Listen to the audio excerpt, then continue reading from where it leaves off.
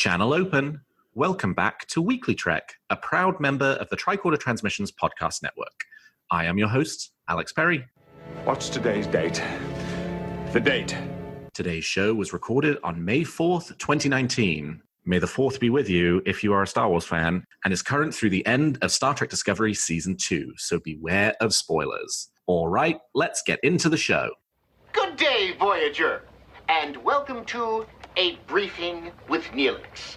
It's a catchy title, isn't it? WeeklyTrek is a 30-minute news show covering the biggest stories from the Star Trek franchise. We are in a new golden age of Star Trek. There are 5 television shows in production and enough merchandise to fill the Bajoran wormhole. So stick with me and I'll help you sort some of the real facts from a lot of the Dominion propaganda that you'll find online. And my guest this week is a returning guest. It's Heather Kirby. Welcome back, Heather, to WeeklyTrek. Thank you so much for having me on again. I'm excited to talk about all the wonderful news that's exploding into the 32nd century with us. Of course. And I hear a little birdie tells me that you might be podcasting on a more regular basis coming soon, right? Coming very, very soon. We're still in the early stages of getting all the bells and whistles worked out. But if you are interested in what I might be co-hosting, you can check out the newest episode of Disco Trek, which dropped today. It is part 2 of our panel called The Women, talking about women representation in Star Trek Discovery. And just to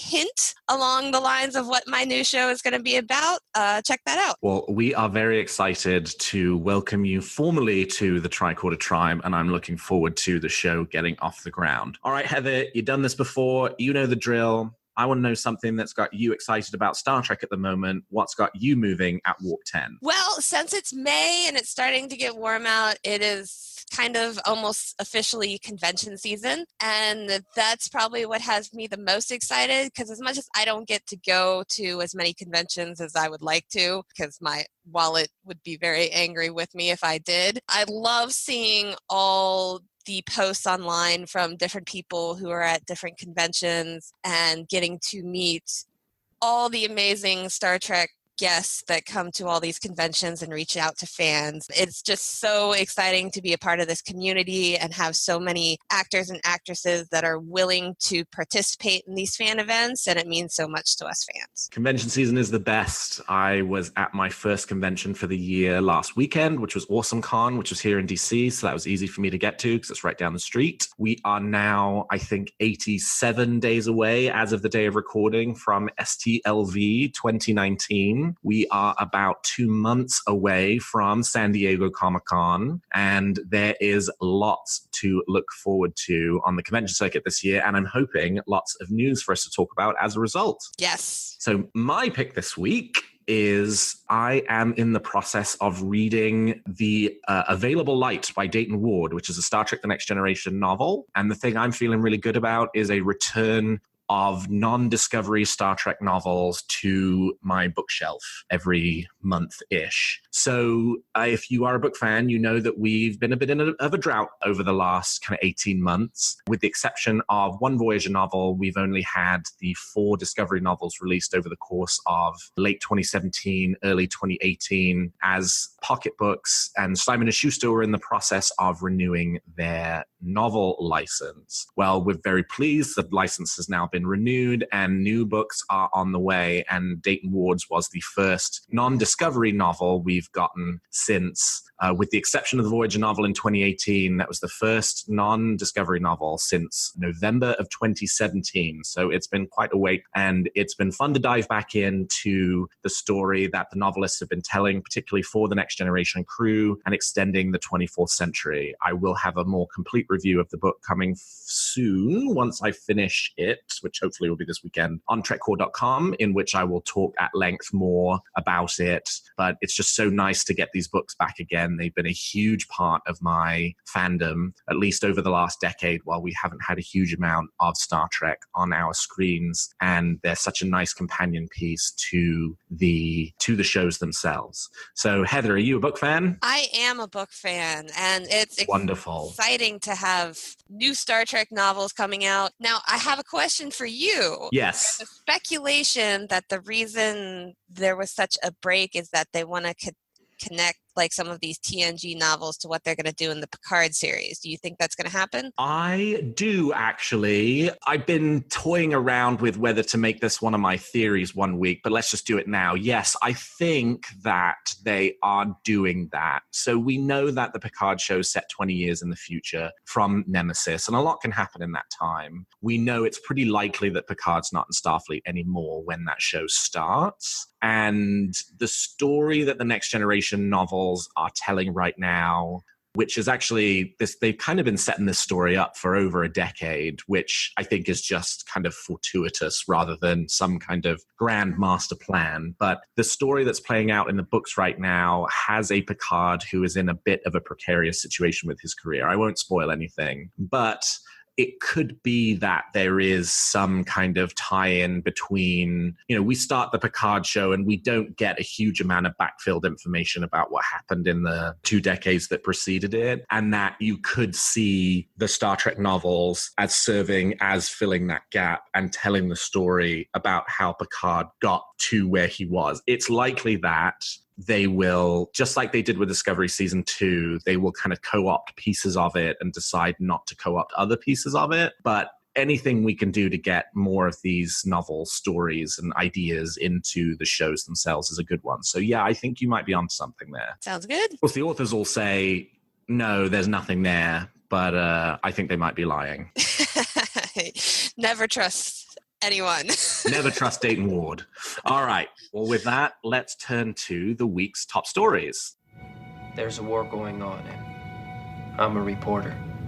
So our first story this week is actually a turn back to talking about Star Trek movies. My God, it's been a while since we've had a conversation about a Star Trek movie. This is in regards to the Quentin Tarantino project that has been rumored for at least the last couple of years.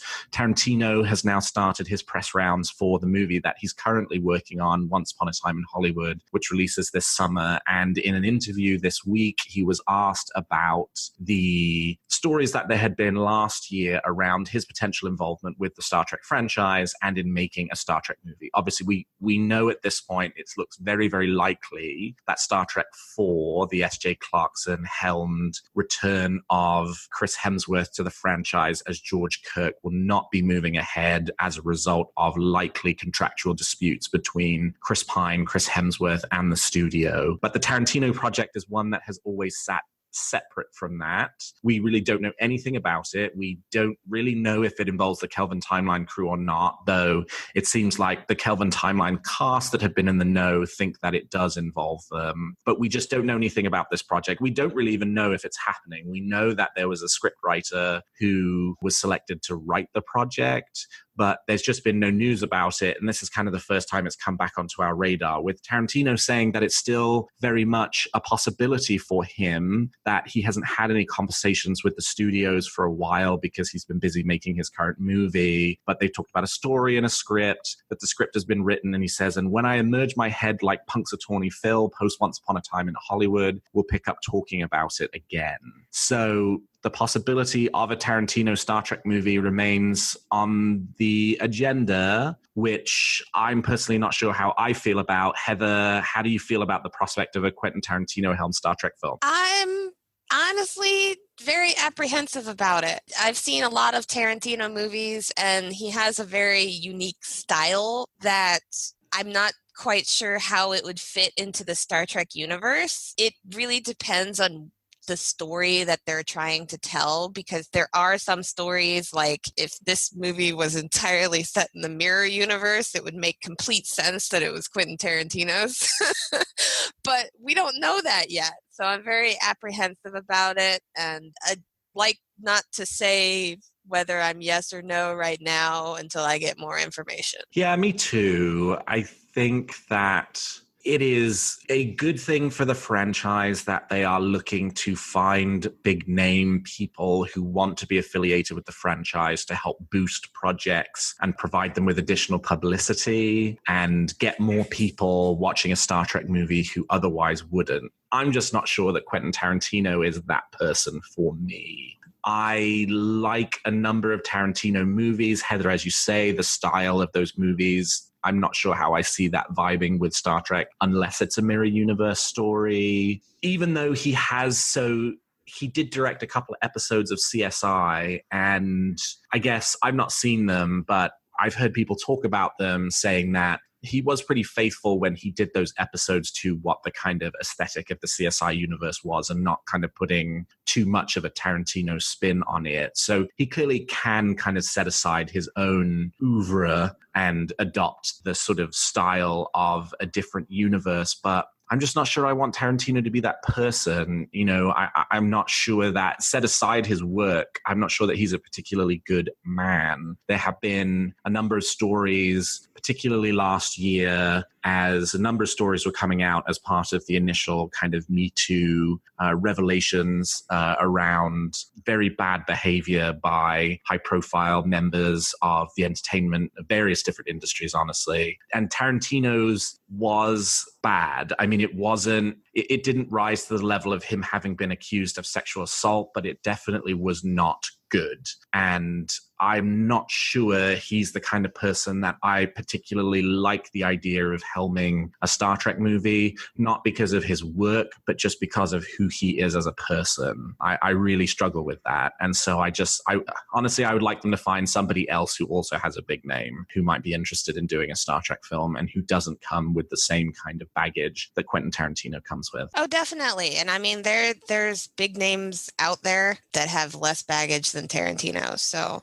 but we're not the ones making the decisions, so we'll see what happens. We are not the ones making decisions. That's absolutely right. Shifting from Quentin Tarantino to happier news, Deep Space Nine. Ira Steven Behr gave a couple of interviews this week with IO9, one interview about the Deep Space Nine documentary, one interview about Deep Space Nine as a whole. And there was some interesting news that came out of the interviews.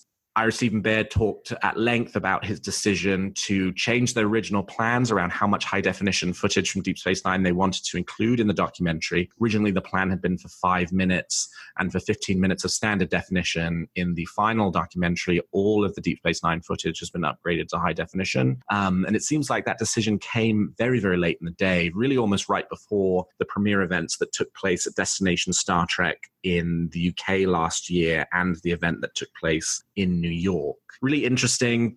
If you have seen Trek Corps' coverage of the trailer for the Deep Space Nine documentary, it seems like there are a number of alternative shots that have been used in the documentary. Not the shots from the episodes, but shots from the same day that maybe are slightly different. The lines are delivered slightly differently. The characters are kind of placed slightly differently. And it turns out, I think that is a decision that came out of the fact that Ira Steven Behr was talking about how the original film reels were delivered in these big boxes. And of course, they only kind of wanted one of the reels that was in the box. But rather than CBS going through and finding that reel, they just sent the whole box to the documentary crew. So they were getting these big boxes full of film footage, and that's all the film footage from that day, not just the stuff that finally made it into the episode, but all of the alternate takes as well. So they have had access to boxes upon boxes upon boxes of material, which is where I think we've seen some of these alternate takes come from. But the HD looks fabulous. Looks really, really good. Heather,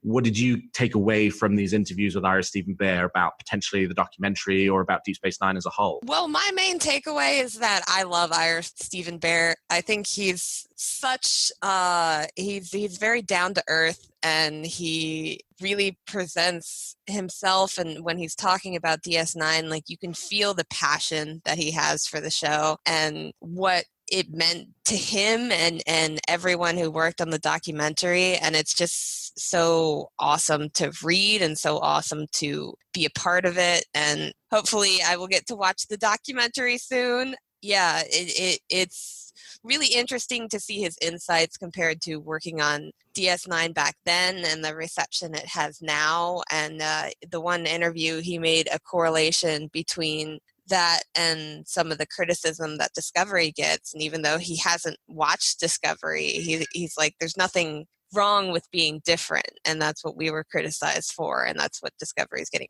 criticized for. So, yeah, I like Ira Steven Behr. He's a good guy. Yeah, he's a great guy. And I thought that was a really great point. I mean, drawing those parallels between the reception that Deep Space Nine received at the time from the Star Trek fandom and the reception that Discovery has received now from other quarters of the Star Trek fandom has a lot of parallels between it around, fans wanting more of the same and it being different, and therefore that being a challenge for a lot of fans to get comfortable with. But perhaps in the same way that Deep Space Nine has been embraced by the fans, by all of the fandom community. As the years have gone by, the same thing will be true of Discovery as well. And that once we look back on this 10 years from now, 15 years from now, or I guess in Deep Space Nine's case, 25 years from now, we will do it and think, boy, how silly it was. There was all this conflict amongst the fans about whether it was real Star Trek, et cetera, et cetera. And we'll have come to a much better, more consensus place with the show by that point. I'm hoping it won't take 25 years, but I suppose it theoretically could. Moving from Deep Space Nine to the Picard show, we have a story on TrekMovie.com this week, actually coming out of AwesomeCon, where there was a number of Next Generation stars from the cast in attendance. We had Jonathan Frakes, Brent Spiner, Marina Sirtis, Gates McFadden, and Will Wheaton, and they all did a big panel, as they always do at these conventions.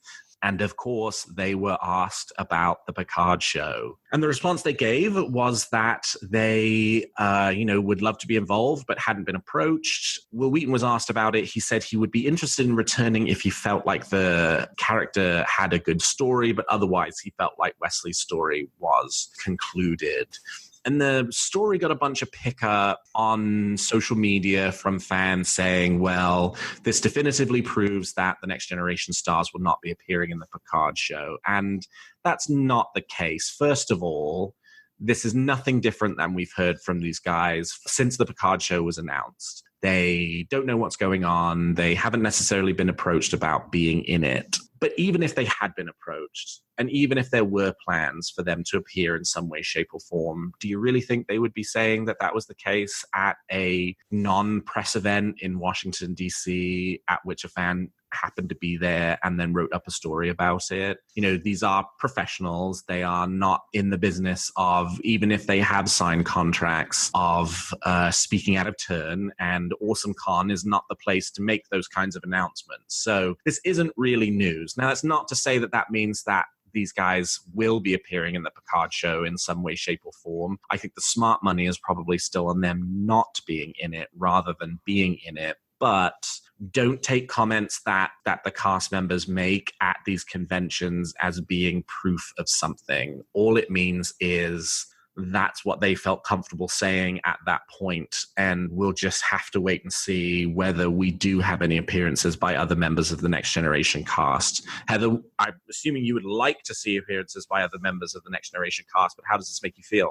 Yeah, I would definitely like to see it if it happened, but I agree with you that they're not going to tell us at a convention if it's going to happen. It's one of those things where the fans are going to keep asking because they're fans and not everybody reads the same news or convention reports or whatever. So they're going to keep asking them when they keep going to conventions. But I think it was...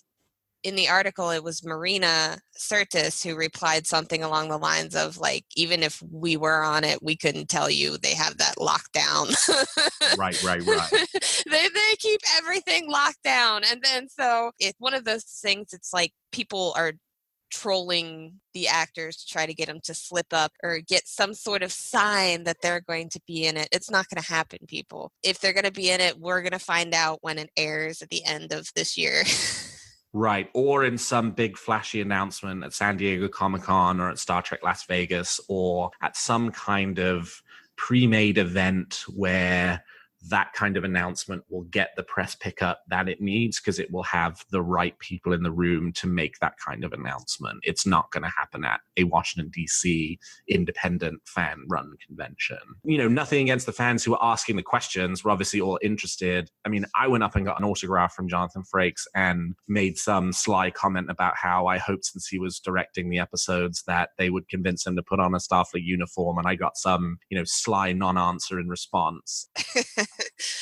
So I don't begrudge the fans from asking. I do begrudge a little bit the news sites picking it up as though it's news when it's not really news, and it therefore having this second life on social media where, people are drawing conclusions from it that it's far too premature to be drawing. Yeah. So speaking of the convention circuit, we have an announcement for a new Star Trek convention. Destination Star Trek Germany will be returning in 2020 to celebrate the 25th anniversary of Star Trek Voyager with Kate Mulgrew as the headliner. The convention will take place between the 8th and the 10th of May in 2020 in Dortmund, Germany. That's the same location that the previous Destination Star Trek Germany has taken place. The Destination Star Trek crew have run 2 conventions. They do one in the UK and they do one in Germany. Both have sort of been trading off, but this year we actually have a second in a row for the Star Trek UK event. So nice to see that they're still focusing on the German fan market. Outside of the US and the UK, I would say Germany is probably the number one place for Star Trek fans in the world. The German Star Trek fans have always been a huge component of the Star Trek fan community, and it's always great to see news and reports that come out of those conventions because the passion of the German fan base is almost second to none, quite honestly. Not only does it require all of the same things that it requires to be a Star Trek fan in the US, but it also requires you to understand a second language and to know that language well enough that the technobabble that we get in Star Trek resonates with you. So always super exciting to see the German fans get some events for them. Heather, I know you have a limited budget, so I think Germany's probably a little bit outside of your scope of conventions for the future, but isn't it exciting that we get another German convention event? It is exciting. I have so many friends online who are actually German Star Trek fans or Star Trek fans from the continental area of Europe. So to have a convention in Germany is really great for them because it's easier for them to get to than even to go to the UK or something like that. And the European Star Trek fans deserve a celebration as much as American ones. Hear, hear. That is so true. And lastly, this isn't new news, but it's something that we haven't talked about, and someone reminded me that it was a thing, and therefore I decided it was probably a good idea to talk about it on this episode, which is that as of last month, StarTrek.com is accepting open pitches for essays, reports, features, any kind of idea you have for something that you would like to appear as an article on StarTrek.com, which is exciting. This is the first time this has happened in a number of years where StarTrek.com has had an open pitch submission policy. There are a number of rules around what kind of pitches they're interested in getting. They're interested in things like timely responses to recent Star Trek episodes, essays related to the Star Trek franchise, personal essays, related work that ties into the Star Trek franchise, like if you work in the space industry, pieces about technology that are relevant to Star Trek, doing deep dives, listicles, interviews with interesting Star Trek fans. There's lots of different kind of approaches you can take. And then each month they have a set of things they're interested in receiving pitches about this month. So for May 2019, that's obviously the Discovery Season 2 finale, but then things like Asian Pacific American Heritage Month, Jewish American Heritage Month, Mental Health Awareness Month, Teacher Appreciation Week, International Day Against Homophobia and Transphobia. And then, of course, there are things that they're not interested in, like episode reviews or freelance interview pitches or pitches for ideas for Star Trek shows. So if you're interested, as far as I understand, if your pitch is accepted, you do get paid for your work. This is because of the new managing editor of StarTrek.com, Kendra James, trying to get some more diversity in the voices that appear on StarTrek.com. If you head to StarTrek.com/pitching, you'll find all of the information about how to submit a pitch to StarTrek.com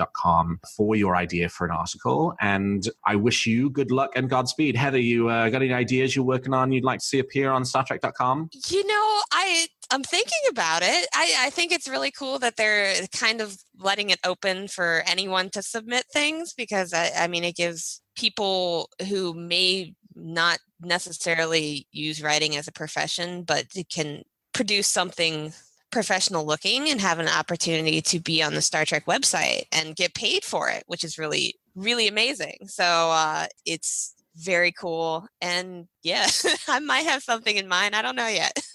Yeah, it's super exciting. And we have mutual friends who have had pieces appear on StarTrek.com. Bill Smith, co-host of the Trek Geeks podcast, has had a piece on StarTrek.com. So there are people we know who've managed to sit down and put the time and effort into coming up with a piece, which is super exciting. So anybody can do it. And I think this is StarTrek.com's way of encouraging people to do so. So if you have an idea you'd like to submit to the website, I would say go ahead and take a crack at it. The worst they can say is no. Exactly. All right. Well, we've talked about the facts, and now it's time to speculate on what's going to happen in the future of Star Trek.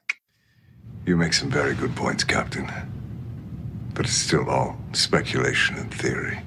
So, as you know, each week I and my guest will give a theory or a wish about the future of the Star Trek franchise. So, Heather, let me hear your theory or wish for this week. Well, I thought long and hard about this, and I had two options, was to go for something relatively simple that was probably going to happen, or go for something very bold. And I decided to go for something very bold. I love very bold. You know me, I've had some very bold theories that have not worked out on WeeklyTrek, so hit me with it. I think that the next, as much as we have so many different shows in production and so many different shows that they are creatively working on when it comes to Star Trek, I think the next Star Trek live action show is going to be a spin-off from one of the characters of the Picard series. Oh, wow. Okay. I just think, especially with how they're using Discovery, and we already have one spin-off from Discovery with the Section 31 series, I think it makes sense to have the Picard series focus around Picard, but introduce us to all these new characters,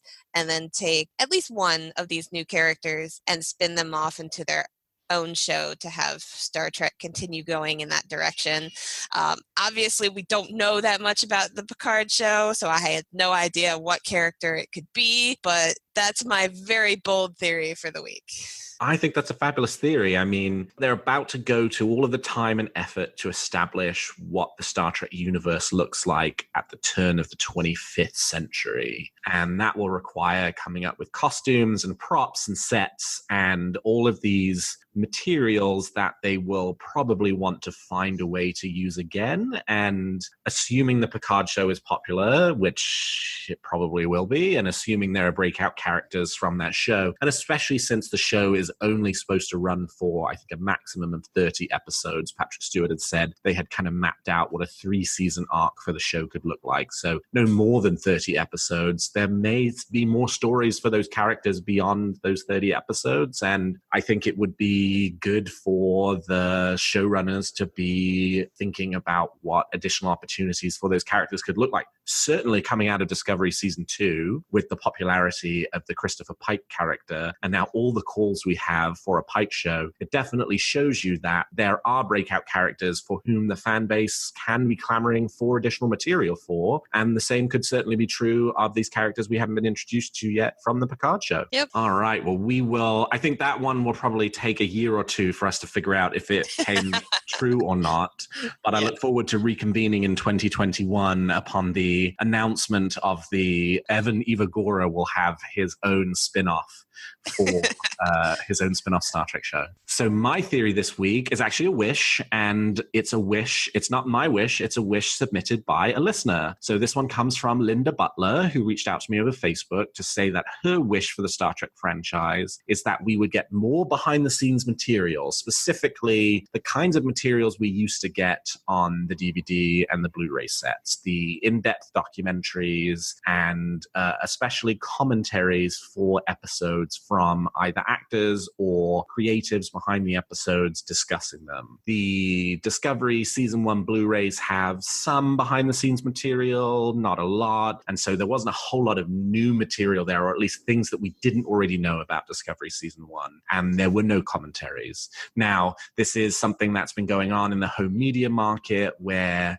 there has been a move away from providing more in-depth special features because fewer people buy Blu-rays and DVDs anymore. But Star Trek fans are very interested in their shows. We are very interested in behind-the-scenes materials around the show. I actually just had an interview come out this week with David Barrett, who was the director for Saints of Imperfection, the return of Wilson Cruz. And a lot of the reaction I saw online to that, we went really deep into the episode, talked about some of the shots, some of the scenes, why he kind of set them up the way he did, how he did them. And it seemed like people were very interested in what he had to say about that kind of behind-the-scenes material. So I'm with Linda. I would like to see more. And given we're in this digital world, it's the kind of thing that CBS doesn't have to package onto a Blu-ray in order to find an audience for. They have CBS All Access they can take advantage of to give us a commentary or a more in-depth documentary about the making of Star Trek Discovery. And that's a reason to get people to continue to pay their subscriptions when we know that a number have paused their subscriptions now that Discovery Season 2 has ended.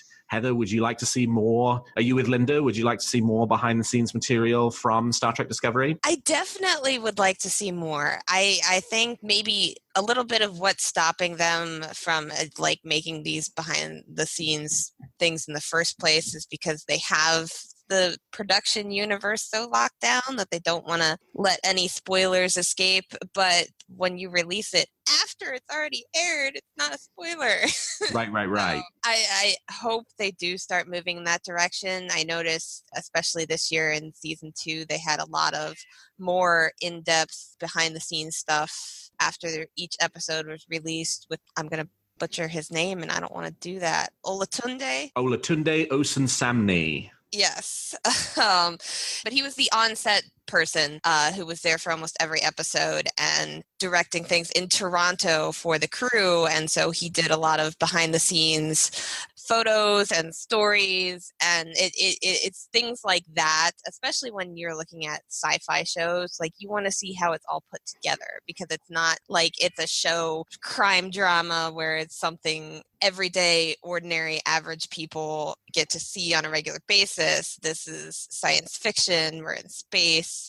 We want to know what happens, how these are built, how these aliens come together, all sorts of things like that. So, yeah, more behind-the-scenes footage for sure. We're with you, Linda. CBS, get on it. Let's get some commentaries. Let's get some more behind-the-scenes material for Star Trek Discovery and the upcoming Star Trek shows that we are looking forward to. So do you have a theory or a wish for Discovery or the future of the franchise that you would like to share?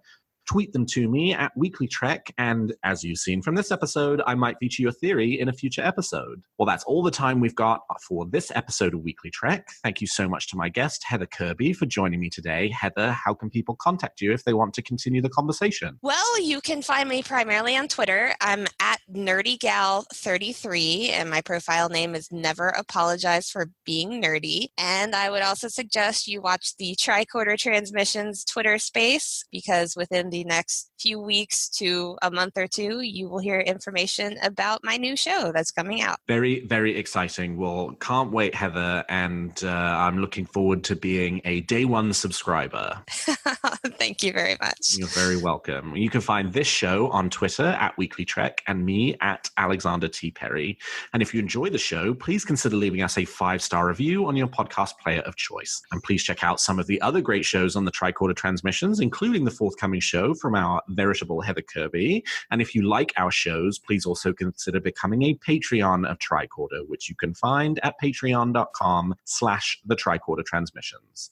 And lastly, if you're looking for Star Trek news on the internet, I hope you will turn to trekcore.com. Well, thank you, Heather, and thank you to all of my listeners. And until next week, live long and prosper.